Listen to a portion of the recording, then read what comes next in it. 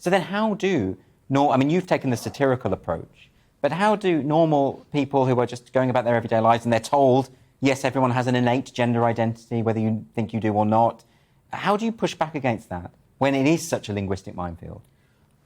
I think we've seen that it's hard, but I think we've also demonstrated, and again, you and I exist in a bit of a Twitter world where we talk about this a lot online, and we have amassed quite a community of people now who are much more knowledgeable about this, who are pushing back, who are really quite organised.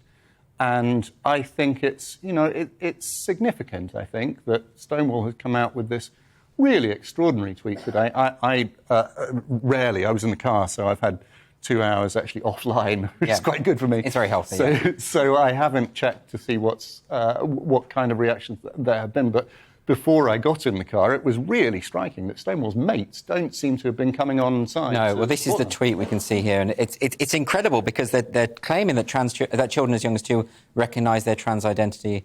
The feedback on this tweet is quite extraordinary. I mean, they have virtually no support. It's had thousands and thousands of retweets, but pretty much, I'd say all of them, or 99% of them, have been negative. Are you going to explain what ratio means? Well, a ratioed tweet is a tweet that gets more comments than retweets, because people are just sort of, pointing out the absurdity of it. And this is the mother of ratios. It's a huge ratio, but again, Stonewall just won't engage. I invited Stonewall on tonight because I wanted to ask them these questions. I don't want to do it in a combative way.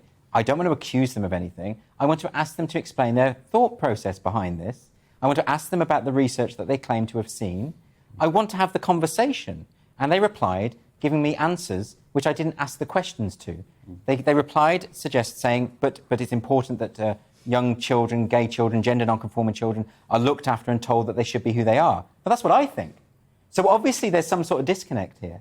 And it comes down to this thing of Stonewall having a complete refusal to listen to people, dismissing people in a very infantile way as being homophobic, transphobic, whatever, right? This doesn't get us anywhere. Can you envisage a time where people could get around the table from all sides, they'll say, yes, let's have a discussion? Do you think that's ever going to happen? Because at the moment, I don't see any sign of it. I think one of the things that has changed, in the last month, we've seen somebody who looked quite likely to become the Prime Minister not become the Prime Minister, Penny Mordaunt, because of this issue. So I think people, certainly in one half of the political world, are waking up to all this, and they're not afraid to ask proper questions about it.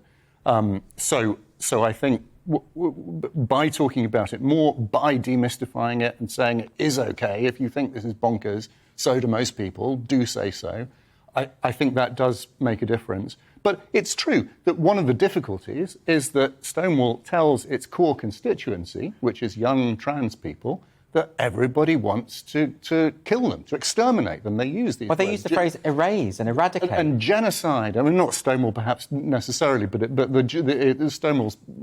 Certainly the activists that are sympathetic have used that word genocide. So if you are a nervous, kind of 17, 18-year-old, and you are worried about this stuff, and it's very, very, sincere for people who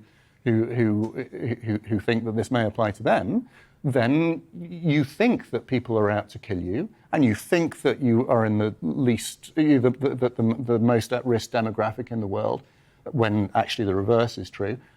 You think this because people who are meant to be on your side are telling you so all the time. It's a really, really brutal thing to do with people's mental health.